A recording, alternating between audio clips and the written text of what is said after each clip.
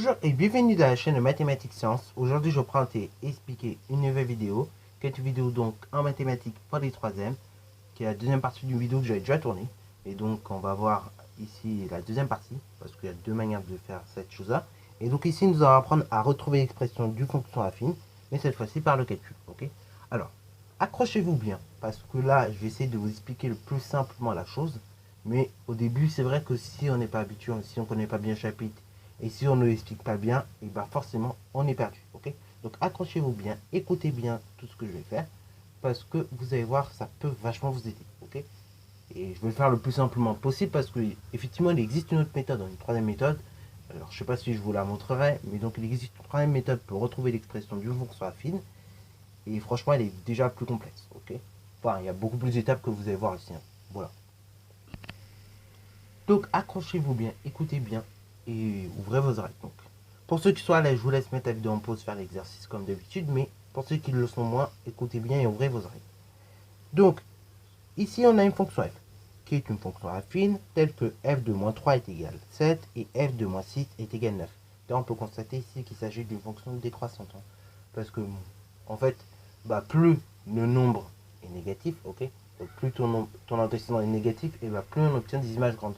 Donc on a bien une fonction qui est décroissante. Quand tu as une fonction qui est croissante, en fait, plus tes antécédents se rapprochent du positif, et donc plus tes images seront plus grandes. Ok. Alors que là, c'est pas du tout le cas. Plus tu te rapproches du positif, et plus donc tes images seront plus petites. Bon, du coup, ici on te demande de retrouver l'expression de la fonction f. Alors là, on va faire ça en deux étapes, comme dans la dernière vidéo. Et là, le plus simple, comme on est passé en graphique, pour avoir d'ordonner tout ça, et du coup, le plus simple, ça va être d'abord de déterminer notre fameux nombre A. Ok. Qui est tout simplement donc ce qu'on appellerait le coefficient. Ok. Alors, bien évidemment, ici, donc, on peut rappeler f est une fonction affine. Donc, elle va tout simplement s'écrire sous cette forme-là. Elle va s'écrire sous la forme suivante, c'est-à-dire f de x qui est égal à x plus b. Ok. Voilà, donc ça, déjà, c'est bien de le rappeler éventuellement. Ok. Comme on a une fonction affine, que du coup, elle s'écrit sous cette forme-là. Comme ça, vous comprendrez bien ce que vous faites. Maintenant, dans un premier temps, on va déterminer notre fameux nombre A. Et pour déterminer ce fameux nombre A, je vous rappelle la formule. C'est tout simplement la formule suivante, c'est-à-dire A qui est égal à f de x1 moins f de x2 que l'on va diviser par x1 moins x2. Ok. Autrement dit, donc les images de x1 qu'on va soustraire à l'image de x2. Et ceci, donc tout ça, je vais diviser par x1, donc le premier antécédent que je vais soustraire au deuxième antécédent. Ok. Voilà. Alors, on va voir justement qu'est-ce que ça donne dans mon cas là. Ok. Donc, première étape, on va déterminer le nombre A. Donc, pour déterminer mon nombre A, on va tout simplement donc faire la chose suivante. On va donc écrire que A est égal à f de moins 3 moins f de moins 6. Ok. Voilà. Divisé par moins 3 moins 6. Ok. Ce qui est égal donc à, donc f de moins 3 c'est 7. 7, on va lui retrancher 9. Et donc au dénominateur, moins 3 moins 6, c'est comme moins 3 plus 6. Ok. Oui, parce que moins par moins, ça fait plus. Donc on a 7 moins 9 que l'on divisera par moins 3 plus 6. Ok.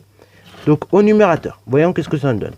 Au numérateur, on a tout simplement 7 moins 9, c'est-à-dire donc moins 2. Ok. Tu avais 7 euros, tu en perds 9, donc il te reste malheureusement moins 2 euros. Ok. Tu as moins 2 euros. Après donc, au dénominateur, nous avons quoi? Moins 3 plus 6. Ok. Donc tu avais dire tu avais moins 3 euros. Voilà. Et tu en gagnes 6. Dans ce cas-là, tu gagnes même 3 euros. Ok. Donc ton nombre A, c'est tout simplement moins 2 tiers. Ok. Moins 2 divisé par 3. Alors, moins 2 divisé par 3, c'est comme donc moins 2 tiers. Ok. Donc A est égal à moins 2 tiers. Nous avons fait la première partie. Donc j'espère que vous avez bien compris comment on le fait. Ok. Encore une fois, on pose bien la formule comme il se doit. Voilà, on remplace par les valeurs que l'on connaît. Une fois que c'est fait, c'est bon. Normalement, vous obtenez votre résultat. Dans un second temps, ok. Dans un second temps, je vais déterminer mon nombre b, ok? Alors, pour déterminer ce fameux nombre b, il y a deux solutions, ok? Moi, je vais aller au plus simple, je vais donc prendre le fait que f de 3 est égal à moins 7, ok? Alors, si, dans ce cas-là, f de moins 3, c'est égal à 7, ça veut dire que 7 est forcément égal à un nombre a, donc ici, c'est tout simplement moins 2 tiers, que je multiplie par x, voilà, voilà. Donc x ici, c'était tout simplement moins 3, voilà, voilà. Et donc également ce moins 3, une fois que je le multiplie au moins 2 tiers, je vais tout simplement ajouter mon nombre b, ok? Autrement dit, donc je dois résoudre cette équation-là. C'est-à-dire donc 7 qui est égal à moins 2 tiers multiplié par moins 3 plus b, ok? En gros, je dois juste trouver la valeur de b. Donc on va tout remettre chez soi. Donc déjà, on va réduire. Moins 2 tiers multiplié tout simplement par moins 3. Alors déjà, moins par moins, c'est donc plus. Donc c'est comme si tu avais 2 tiers que tu multiplies par 3. Plus b. Ça donne quoi? Ça donne tout simplement 2 plus b. Ok? Alors par exemple, vous allez me dire, pourquoi 2? Pourquoi 2 plus b qui est égal à 7? Regardez, quand j'ai effectué 2 tiers multiplié par 3, en fait j'ai simplifié les 3 ensemble. Donc du coup, il me reste plus que 2 sur 1. Et 2 sur 1, c'est comme 2. Et après, j'avais mon plus b derrière, donc je l'ai recopié. 7 qui est donc bien égal à 2 plus b. Donc maintenant, il ne me reste plus qu'à résoudre la suite de l'équation. Donc là, j'ai ce plus 2 qui me casse un peu les pieds. Donc je vais retirer moins 2 aux demandes de l'égalité. Dans ce cas-là, j'aurai tout simplement la chose suivante, la nouvelle égalité, 7 moins 2 qui est égal à 2 moins 2 plus b. Ok? Les deux vont s'annuler au second membre de l'égalité. Du coup, il me restera 7 moins 2, ce qui est égal à 5, et donc 5 qui vaut b. Ok? On peut faire la petite vérification d'ailleurs, si vous n'êtes pas très convaincu. Si on vérifie, donc on a bien raison, que 2 tiers multiplié par moins 3, ok? Donc on va dire moins 2 tiers en l'occurrence, comme c'était l'équation de base. On prend moins 2 tiers multiplié par moins 3, ok? Et donc on va lui ajouter 5, on voit qu'est-ce que ça donne. Là, on a dit, les 2 tiers, tu multiplies par 3, ou bien tes moins 2 tiers, tu multiplies par moins 3, il se simplifie, donc il te reste 2. Et à ce 2, tu vas lui ajouter 5. Et 2 plus 5, jusqu'à preuve du contraire, ça fait bien 7, ok? Donc oui, ici, la solution de l'équation est bien 5. Autrement dit, donc, ici, votre nombre b, il vaut bien 5. Bon, troisième étape, j'appelle ça l'étape de la remise en forme. En fait, on remet tout bien correctement. Et donc, troisième étape, on va réécrire la fonction telle qu'elle se doit. Donc ici, on peut conclure en disant que f s'écrit sous la forme, et donc on écrit bien ça correctement, donc sous la forme f de x égale tout simplement donc le nombre a, donc votre nombre a c'est moins 2 tiers, multiplié par x, ou bien moins 2 tiers x, plus 5, ok? Voilà, voilà.